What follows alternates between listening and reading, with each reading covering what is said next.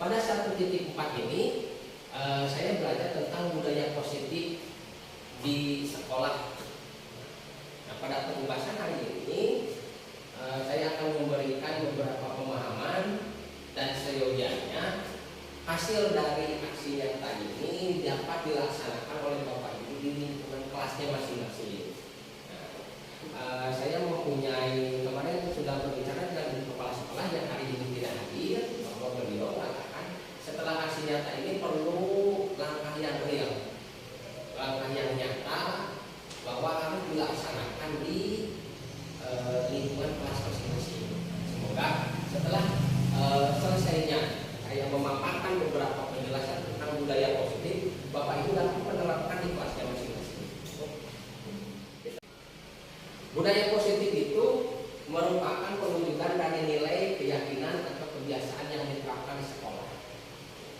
Kalau budaya positif itu hampir sama dengan peraturan sekolah. Jadi ada aturan, tata cara ataupun nilai kebijakan yang ada di sekolahnya saja. Budaya positif ini dibentuk berdasarkan keyakinan dan kebersamaan antara guru dan juga dengan siswanya di lingkungan kelasnya. Budaya positif ini harus berpihak kepada murid sehingga menjadi berkembang, bernalar kritis, bertanggung jawab, dan dapat menimbulkan perubahan paradigma belajar. Bagaimana perubahan paradigma belajar ini? Perubahan paradigma belajar itu seseorang itu dapat berubah apabila adanya stimulus dan respon. Salah satu ahli mengatakan bahwa bila kita ingin membuat kemajuan, sedikit ubahlah sikap dari perilaku Anda. Jadi sebelum kita membuat kemajuan sebuah sekolah atau perubahan, kita harus mengubah dulu sikap dari diri kita sendiri.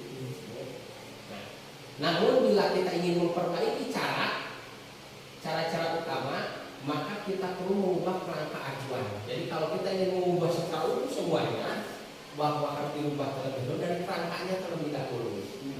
Ubahlah bagaimana Anda melihat dunia, bagaimana Anda berpikir tentang manusia, ubahlah paradigma Anda. Skema pemahaman dan penjelasan aspek-aspek tertentu sesuai dengan realitas yang ada di lingkungan kita. Nah, apa itu disiplin positif? Nah, disiplin positif itu adalah cara penerapan disiplin tanpa kekerasan dan ancaman. Ya, jadi tanpa kekerasan, tanpa juga ancaman, yang di dalam praktiknya itu melibatkan komunikasi antara guru dan siswa. Jadi harus ada komunikasi antara guru dan siswanya. Dalam penerapan disiplin positif itu murid diajarkan memahami konsekuensi dari perilakunya yang mereka lakukan sehingga menimbulkan kesadaran. Jadi di sini di budaya disiplin positif ini suatu cara penerapan disiplin yang menunjukkan kesadaran tanpa ancaman atau hukuman.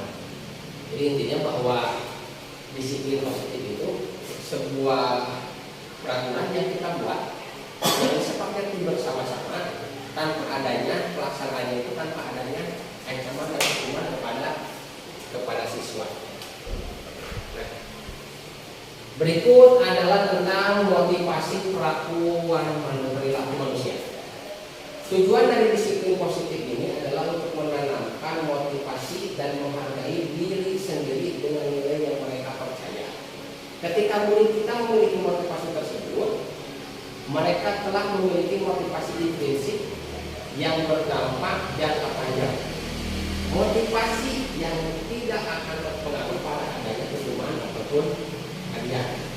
Dalam menjalankan peraturan atau keyakinan kelas atau sekolah, bila mana ada suatu pelanggaran tentunya sesuatu harus terjadi. Untuk itu kita perlu meninjau ulang tindakan penegakan peraturan atau keyakinan di kelas atau di sekolah yang kita gunakan selama ini. Tindakan terhadap suatu pelanggaran pada umumnya berbentuk hukuman atau konsekuensi. Nah, di sini ada tentang restitusi. Restitusi itu yaitu proses menciptakan kondisi bagaimana murid untuk memperbaiki kesalahan mereka. Jadi restitusi itu ada dalam sebuah proses untuk memperbaiki murid meyakini kesalahannya, sehingga mereka bisa kembali kepada kelompok mereka. ini contoh keyakinan kelas. Tadi saya sudah membuat dengan siswa, membuat keyakinan kelas. Ini salah satu contoh keyakinan kelas atau kesepakatan kelas. Nah, ini adalah beberapa kesepakatan kelas yang dibuat oleh siswa sendiri yang disepakati antara guru dan siswa. Jadi siswa menuliskan beberapa kesepakatan kelas masing-masing. Kemudian siswa menempelkan di depan, dan tugas guru adalah memilih yang mana yang sama. Yang sama dianulir. Nah, dari hasil ini setelah dipilih ini terbitlah sebuah kesepakatan atau keyakinan kelas. Kesepakatan dan keyakinan kelas yang berdasarkan ide dan konsekuensi dari siswa itu sendiri. Jadi ini kesepakatan kelas yang sudah dibangun.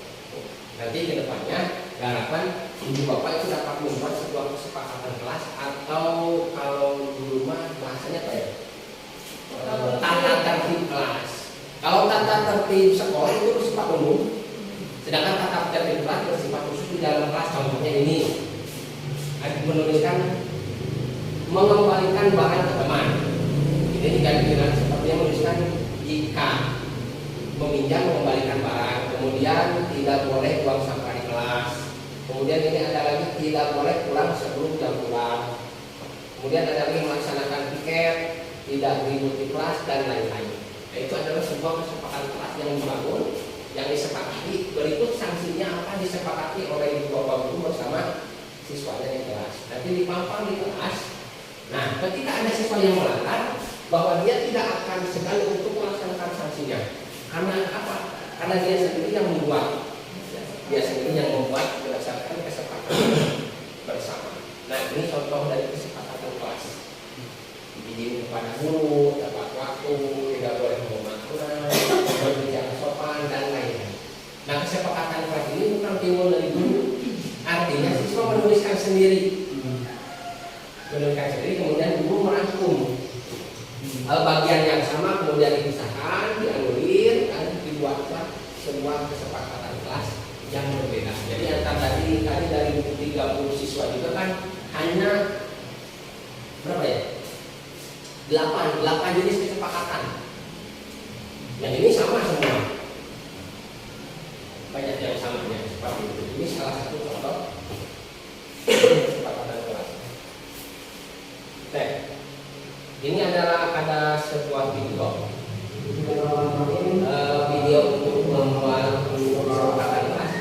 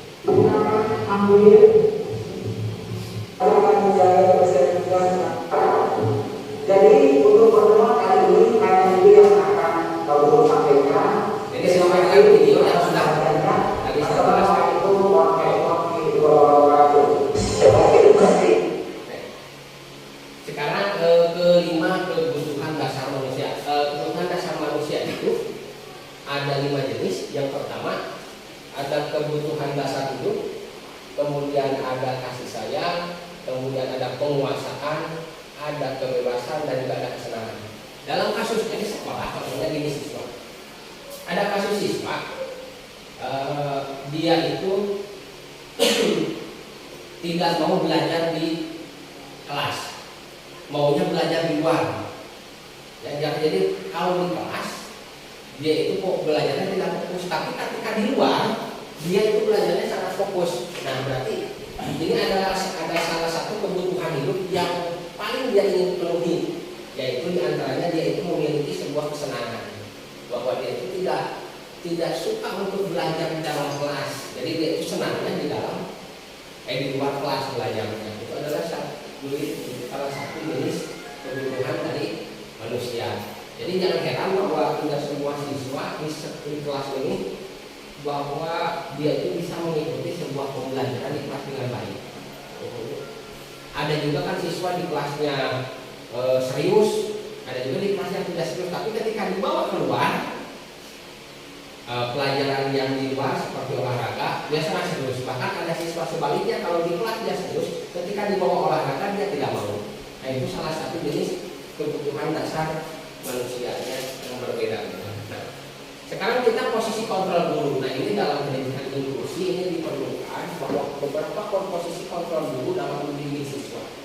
Satu, ada posisi guru sebagai penghukum. Biasanya kalau penghukum itu nadanya tinggi, menghardik, menyampaikan bahasa Sunda nama, kemudian membentak dan memberikan hukuman secara fisik. Contoh hukuman secara fisik seperti di atau disuruh lari, itu hukuman secara fisik. Itu berarti dia itu posisi kontrol gurunya itu sebagai penghukum. Yang kedua, ada posisi kontrol sebagai pembuat rasa bersalah. Dalam prakteknya biasanya suaranya itu cenderung lembut, namun kata-katanya menyalahkan murid. Nanti saya akan tampilkan beberapa video sebagai contohnya.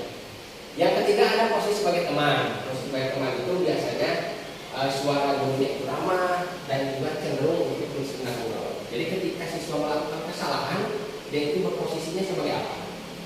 Yang keempat ada posisi sebagai pemantau. Sebagai pemantau yaitu bersuara datar, tidak emosional, dan tercipta identitas diri. Dan yang terakhir yaitu posisi sebagai manajer, yaitu bersuara datar, tidak emosi, buruk dengan tulus membuka pertanyaan agar membuka pikiran. Nah, dari 5 posisi kontrol ini, mari kita refleksi terhadap diri kita pribadi masing-masing. Kita itu berada di mana? Kita itu berada di mana? Dan bahwa dari kelima posisi kontrol ini, posisi kontrol yang paling ideal yaitu posisi kontrol sebagai manajer. Dan diharapkan setelah perimbasan ini, Bapak Ibu memiliki sebuah paradigma baru bahwa kita harus membentuk posisi kontrol guru itu sebagai manajer terhadap siswa. Ini saya akan tampilkan videonya beberapa contoh posisi kontrol. Bisa disimak. Ini sebagai posisi penghukum. Nah, bisa. Ini sebagai penghukum.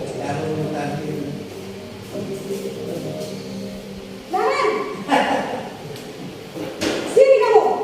Ini sebagai posisi penghukum. Selamat pagi Bu. Selalu terlambat. Kamu deh pasti terlambat.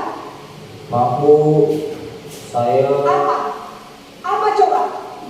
Alasan kamu apa lagi? Kapan sih kamu tidak terlambat? Malas sekali ya kamu jadi anak. saya Dasar pemalas. Gak kapok-kapok sih kamu. Sudah berapa kali terlambat? Sana, kamu keliling lapangan basket 2 kali. kenapa saya harus beli lapangan basket Bu? Kenapa? Kamu lawan ibu. Berani-beraninya jawab. Sudah terlambat, masih berani jawab pula. Sekarang, keliling lapangan basket 5 kali sekalian. Biar kapok. Cepat. Pergi sana ke lapangan basket. Nah, itu adalah sebagai posisi tidak sebagai penghukum. Yang kedua ini membuat rasa bersalah.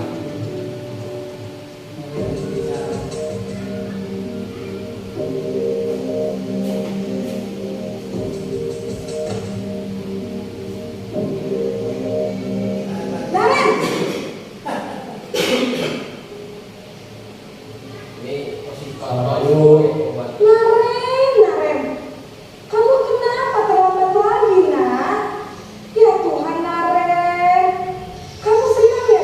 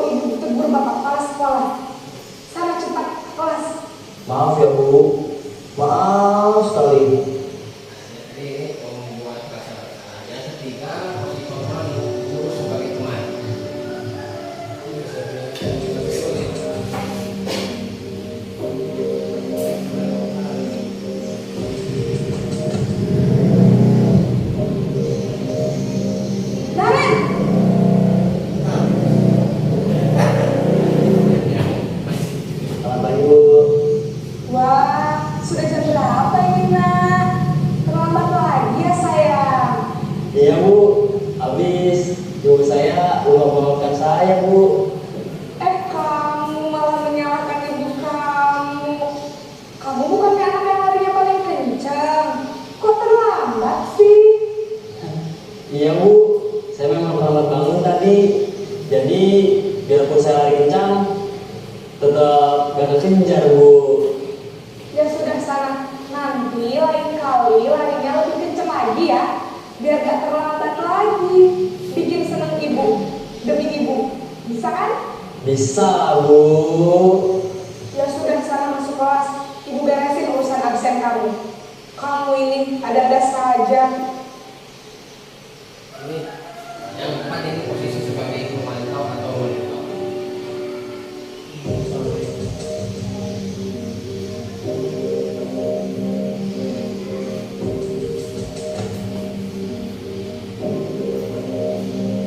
Naren!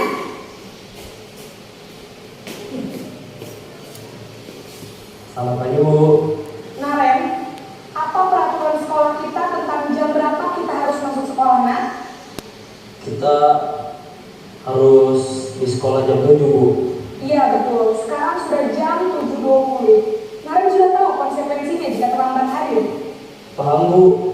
Saya harus tinggal kelas pas jam istirahat selama 20 menit. Iya benar, konsekuensinya demikian.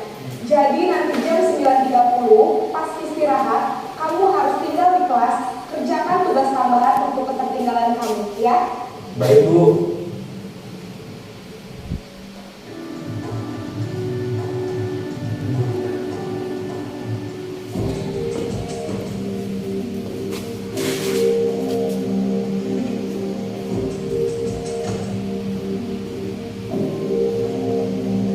Naren!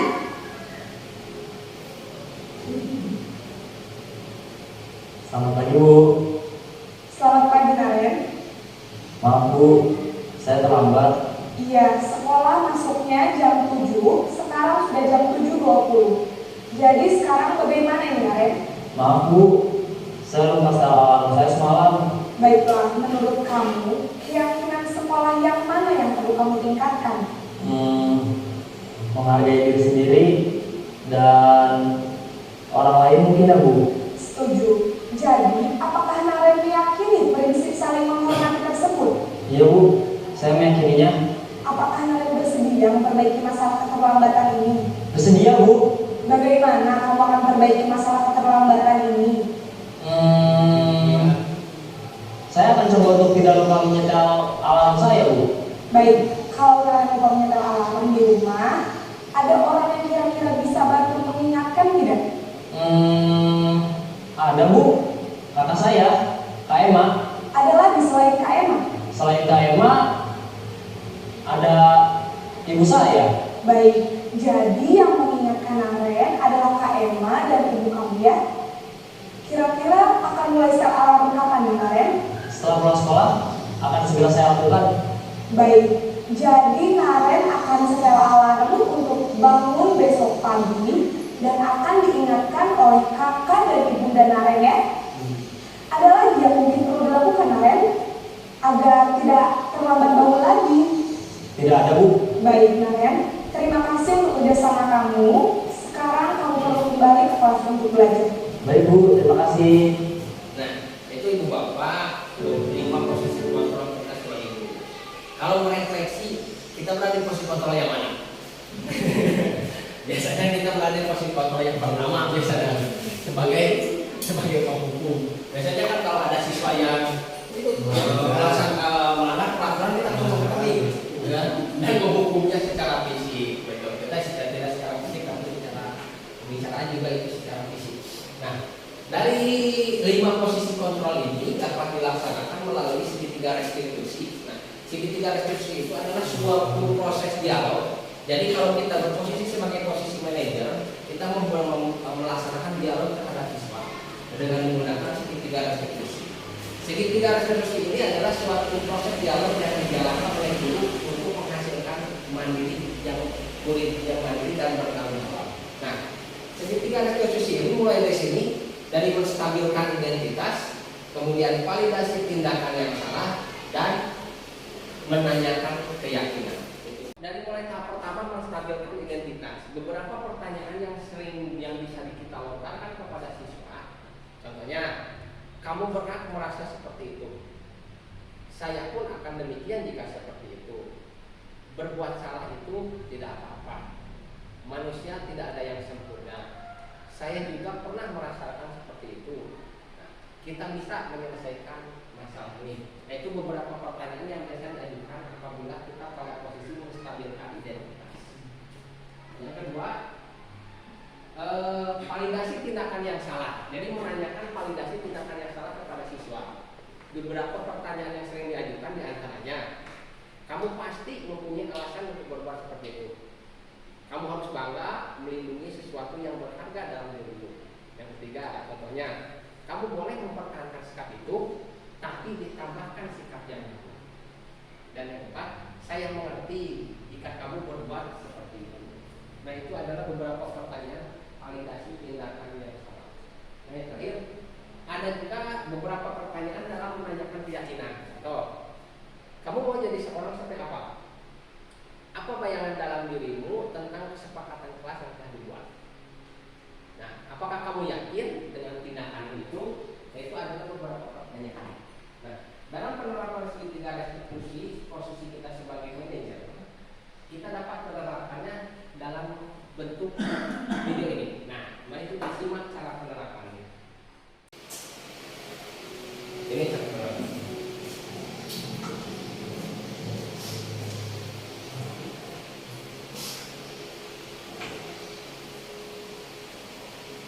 Siang sana. Siapa? Sudah lama untuk bicara. Nah, ini pertanyaan akhir. Kesel pak, kesel banget. Masa aku dikatain tukang fitnah pak? Ya aku marah bang. Aku balik katain Eka di depan kelas. Kesel banget. Oh begitu. Ya pasti kamu marah dan kesal. Bapak juga akan marah apabila ada yang menuduh Bapak seperti itu. Kemudian pada saat itu kamu mau melakukan apa? Ya saya harus ngatain Eka lah pak. Kesel banget. Saya bentak-bentak dia di depan teman-teman lain. Oh begitu. Pasti kamu melakukan seperti itu karena suatu alasan tertentu kan? Iyalah, masa saya diam saja pak. Ya saya bela diri lah. Masa saya dituduh tukang fitnah? Ya wajar lah. Mempertahankan harga diri itu sesuatu yang penting buat kamu. Untuk kamu tidak lebih gagal lagi, hanya membentak-bentak. Iya pak. Untung saya masih bersabar dan hanya membentak saja. Sudah gemes padahal. Saya pasti bela diri lah. Ya pasti ya. Tapi kamu memilih untuk tetap bertahan dan bersabar. Kamu memilih untuk tidak berbuat lebih parah lagi. Iya. Nah, sekarang coba kita lihat lagi. Tindakan kamu yang bentak-bentak Eka di kelas. Tindakan kamu itu kira-kira sesuai dengan keyakinan kelas atau prinsip kamu tidak? Enggak lah pak. Capek pak jadi pemarah. Jadi keyakinan atau prinsip mana yang perlu sesuai dengan keinginan kamu? Ya saya sebenarnya sangat menghargai orang lain. Mungkin saat itu saya menjadi emosi. Jadi tidak menunjukkan sikap itu. Kamu meyakini tidak? Menghargai orang lain itu penting buat kamu. Yakin lah pak. Iya, setuju. Kita harus saling menghargai. Namun ada juga keyakinan yang kita sepakati yang perlu kita jalankan apabila kita sedang marah, kan? Ya saya bisa lebih proaktif, mulai dengan diri sendiri. Saya bisa jadi lebih sabar, mengambil waktu jeda untuk berpikir mau apa selanjutnya. Kira-kira kamu bersedia memperbaiki masalah ini tidak? Bersedia pak. Kalau kamu memperbaiki masalah ini, kamu akan menjadi orang seperti apa? Saya akan menjadi orang yang bertanggung jawab lah ya pak. Dan senantiasa proaktif. Iya, menurut kamu bagaimana rasanya menjadi orang seperti itu? Ya nyaman lah, bangga bisa bersabar dan menahan diri. Baiklah kalau begitu. Yuk kita pikirkan bagaimana memperbaiki masalah ini. Nah, itu ibu bapak yang sudah saya sampaikan mengenai budaya positif. Yang pertama adalah keyakinan kelas. Intinya, yang kedua adalah posisi 5 posisi kontrol dulu dan juga segitiga restitusi. Nah, dari sini diharapkan beberapa materi dan pengalaman yang saya sudah berikan kepada Bapak Ibu diharapkan dapat diterapkan di sekolah ini. Diharapkan